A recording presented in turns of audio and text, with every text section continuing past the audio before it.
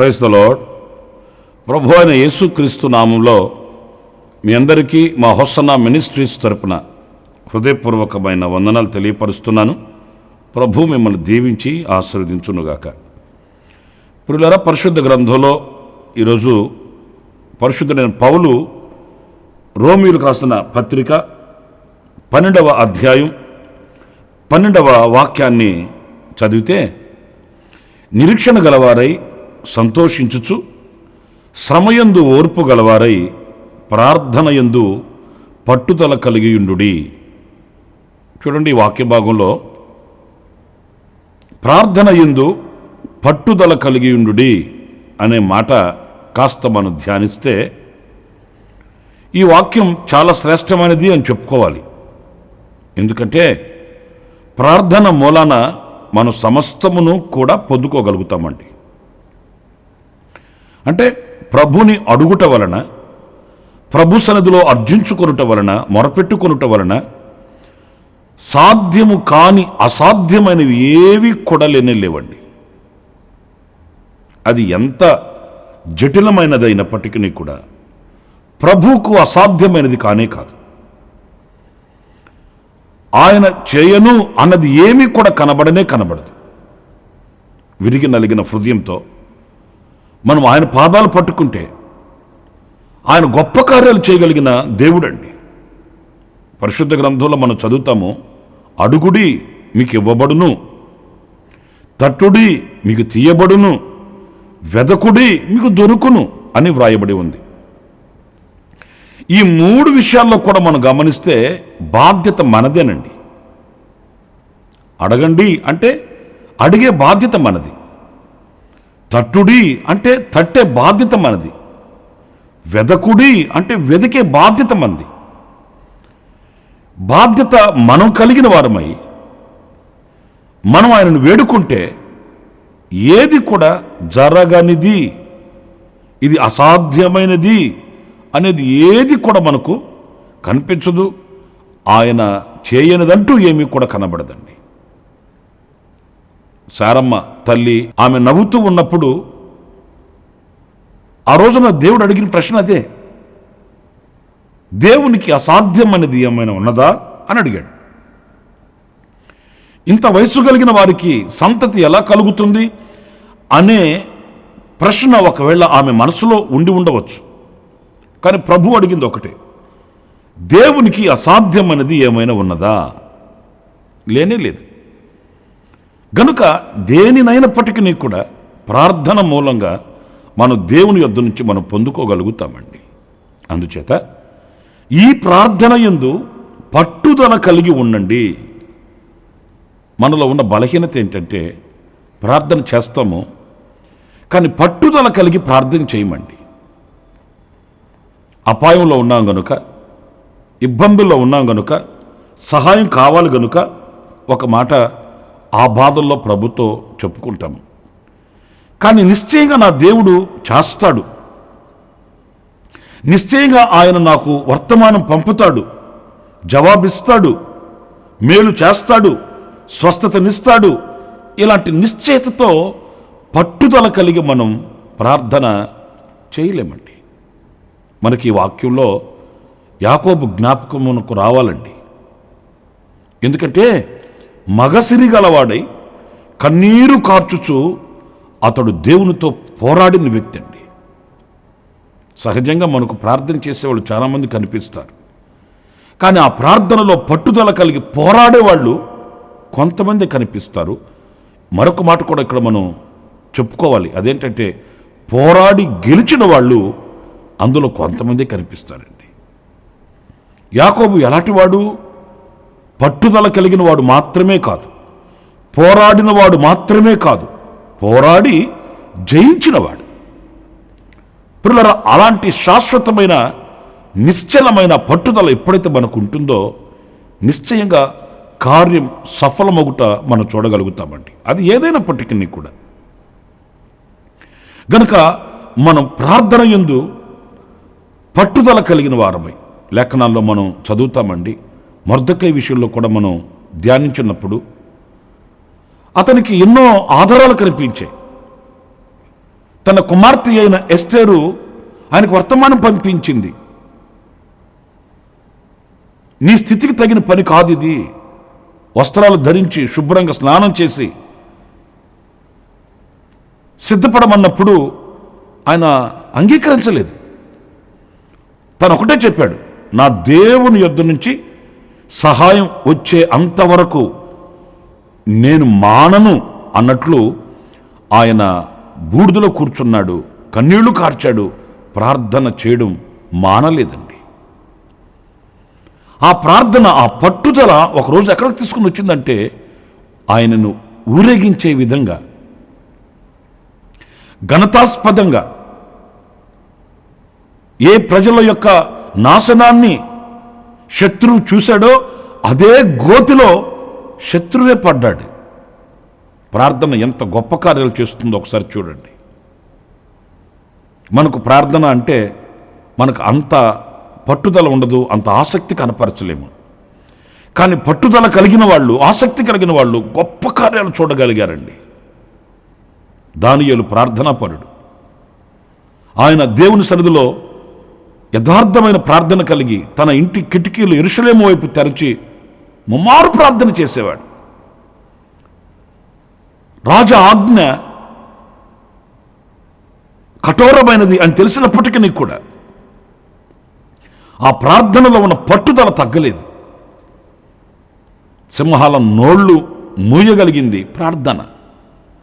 గనుక నా ప్రియులారా, ఇలా చరిత్రలో మనం చదువుకుంటూ వెళితే ఎందరో మన పితరులు పట్టుదల కలిగిన ప్రార్థన వలన గొప్ప మహత్కార్యాలు చూడగలిగారండి. అంచేత పరిశుద్ధుడైన పౌలు కూడా చెప్తున్నాడు, ప్రార్థన యందు మీరు పట్టుదల కలిగి ఉండండి, ఎందుకంటే ప్రార్థనయే కార్యములను సఫలం చేస్తుంది అని. మరొక మాట నేను మీకు సామెతల గ్రంథం 4వ అధ్యాయం 4వ వాక్యంలో మీరు చూస్తే, ఆయన నాకు బోధించుచు నాతో ఇట్లనెను, నీ హృదయము పట్టుదలతో నా మాటలను పట్టుకొననిమ్ము,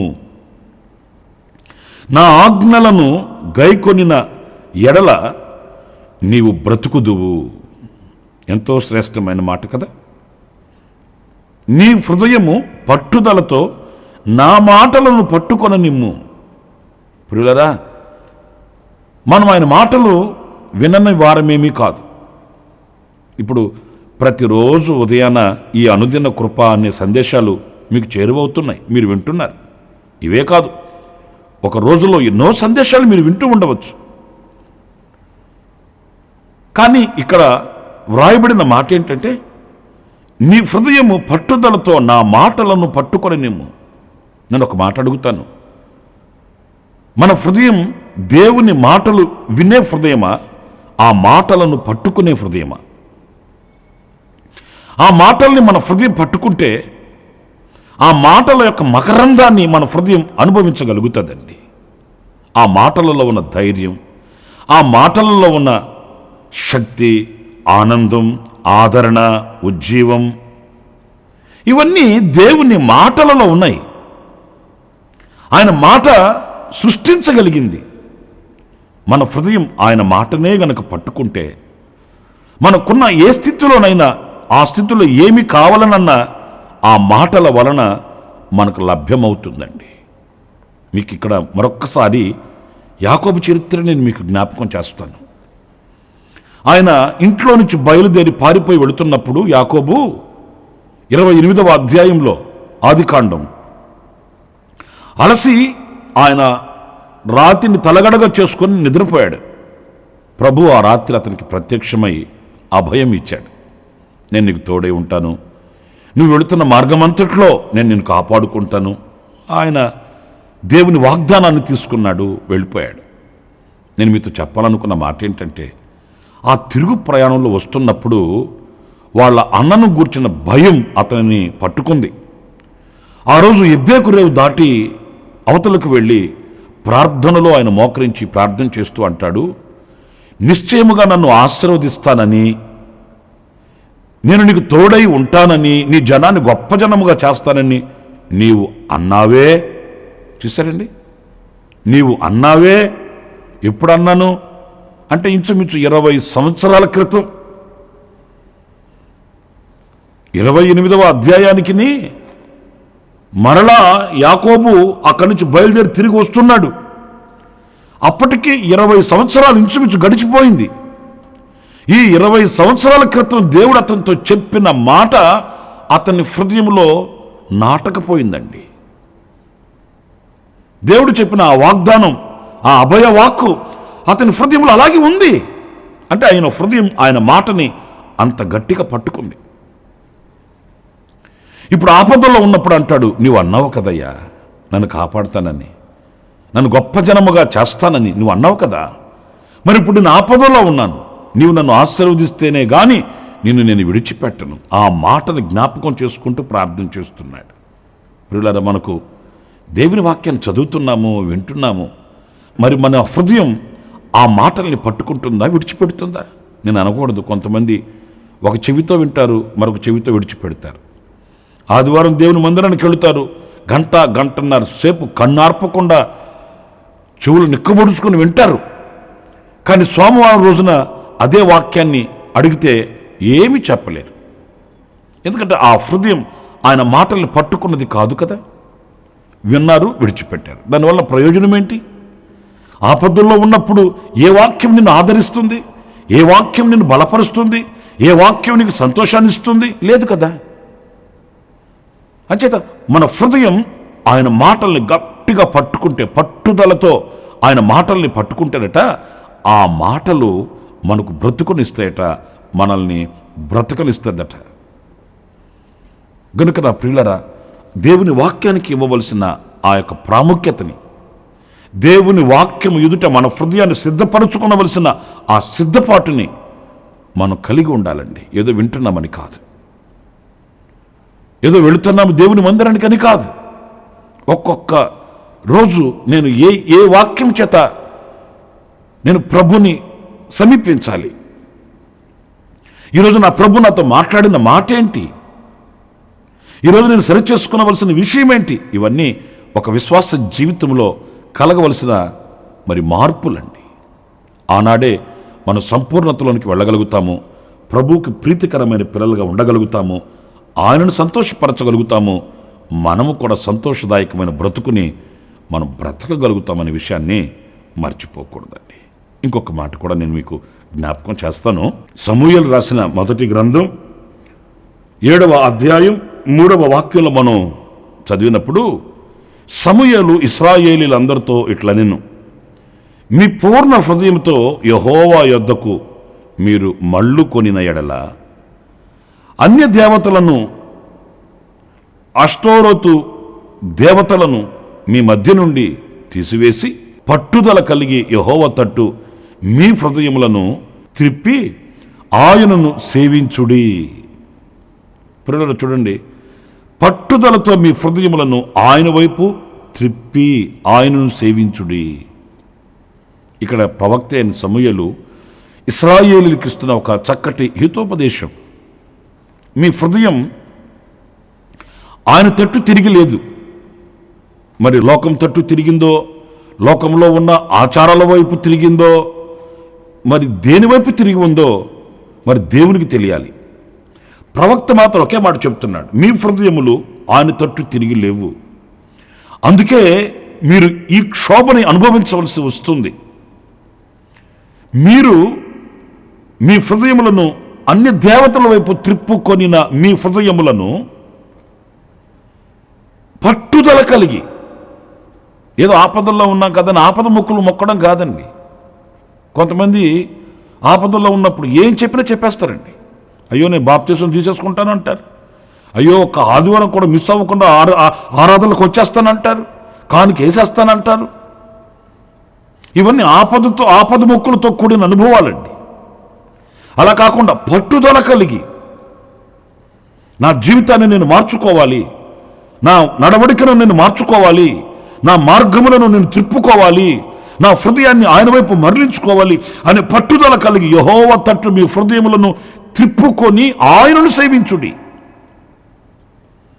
మీ హృదయం ఎటో వెళ్ళిపోతుంది, దేని మీదకో వెళ్ళిపోతుంది.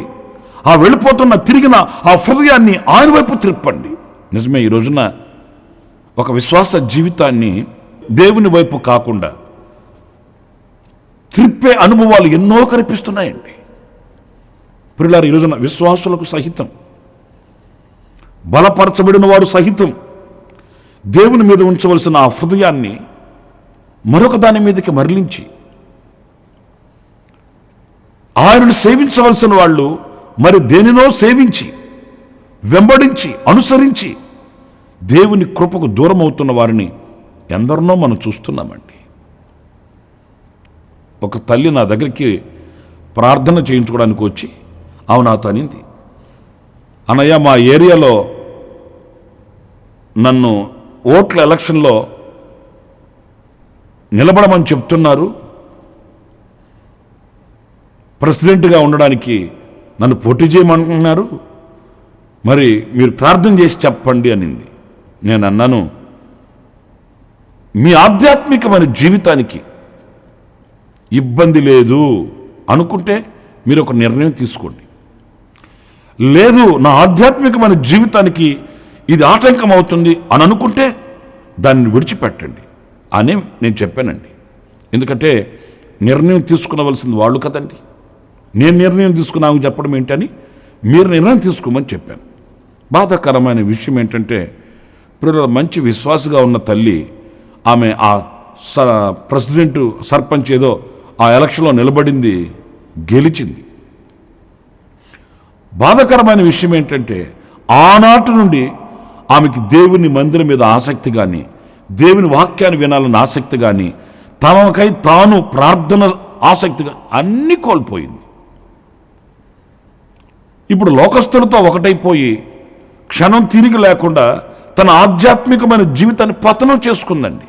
నాకు చాలా బాధ అనిపించి ఆ తల్లితో అదే చెప్పాను కూడా, అమ్మ, మీరు ఎంత ఆధ్యాత్మికంగా బలపరచబడుతున్నవారు, ఏ స్థితిలో ఉన్నవారు, మీ హృదయాన్ని ఎందుకు అలా త్రిప్పుకున్నారు? ఇప్పుడు నేను ఉదాహరణకు చెప్తున్నాను, ఇలా దేవుని మీద ఉన్న మన హృదయాన్ని ప్రక్కకు త్రిప్పే కార్యక్రమాలు ఎన్నో కనిపిస్తాయి. ఒకటని కాదు, అది ధనమా, బలమా, జనమా, లోకమా, పాపమా, ఎన్నో ఆచారాల, ఎన్నో ఆశలు. అయితే ప్రవక్త చెప్తున్నాడు, మీ హృదయమును అలా వెళ్ళనివ్వకండి, పట్టుదల కలిగి ఆయన వైపు త్రిప్పండి, ఆయన్ని సేవించండి. ఇక్కడ మనం గమనించవలసింది, మీరు ఆయనను సేవిస్తే అప్పుడు ఆయన ఫిలిస్తీయుల చేతిలో నుండి మిమ్మును విడిపించును. ప్రవక్త చాలా కఠోరంగా ఖచ్చితంగా చెప్పాడండి.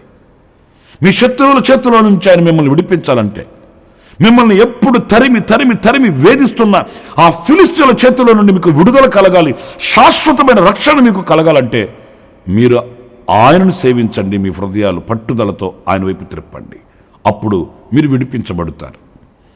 నా ప్రియులారా, ఈ రోజున ఎన్నో కట్లు, ఎన్నో బంధకాలు మనల్ని ఆవరించి ఉండవచ్చు, మనల్ని ముట్టడి వేసి ఉండవచ్చు, మనల్ని కదలనివ్వకుండా చేయవచ్చు. వాటిలన్నింటిలో నుంచి మనకి విడుదల కావాలంటే మన హృదయం ఎటు తిరిగి ఉంది, మన హృదయం ఎటు మరలి ఉంది, ఎలా తిరిగి ఉంది అని మనం గమనించి మన హృదయాన్ని ఆయన వైపు పట్టుదలతో తిప్పి ఆయనను సేవిస్తే మనకు విడుదల కలుగుతుందని దేవుని వాక్యం చెప్తుంది. నేను 3 విషయాలు చెప్పానండి. పట్టుదల కలిగి ప్రార్థన చేయాలి, ఆయన మాటల్ని మన హృదయం పట్టుదలతో పట్టుకోవాలి, మూడవది పట్టుదలతో మన హృదయం ఆయన వైపు తిరగాలి, ఆయనను సేవించాలి, విడుదల పొందాలి. దేవుడు అలాంటి కృప సమృద్ధిగా మనకు అనుగ్రహించి నడిపించునుగాక. తలలు వంచండి, చిన్న ప్రార్థన చేసుకుందాం. కృపా సత్య సంపూర్ణుడ, జీవాధిపతి అయిన ప్రభువా, మీకు వందనాలు. మహోన్నతుడు, మహోపకారినైనా ఏ ఏ విషయాలలో పట్టుదల కలిగి ఉండవలెనో నాయన మీ వాక్యపు వెలుగులో మేము సరిచేసుకోవడానికి మీరు మాతో మాట్లాడుతూ వచ్చారు. నాయన ప్రార్థన విషయంలోనూ, వాక్యము విషయంలోనూ, మా హృదయము విషయంలోనూ మేము పట్టుదల కలిగి నైనా మేము నడిపించబడుటకు సహాయం చేయమని మమ్మల్ని మీ చేతులు సమర్పించుకుంటూ ఈ మాటలు విని నీ బిడలను మీరు సరిచేయండి, సమృద్ధితో నింపండి, ఆశీర్వదించండి. నా తండ్రి, అందరి కృపలో దాచి భద్రపరచండి. యేసు నామములో ప్రార్థించి వేడుకొనుచున్నాను తండ్రి, ఆమెన్, ఆమెన్. ప్రభు మిమ్మల్ని ఆశీర్వదించి దీవించునుగాక. విశేషమైన కృప నా దేవుడు సమృద్ధిగా మీకు అనుగ్రహించునుగాక. ఆమేన్. ప్రతి దినము ఈ అనుదిన కృపాను సందేశాల కొరకు, ఇంకా మరిన్ని ఆత్మ సంబంధమైన సందేశాల కొరకు ఈ మా యూట్యూబ్ ఛానల్ ని సబ్స్క్రైబ్ చేసుకోండి. Pastor Ramesh hosanna ministries.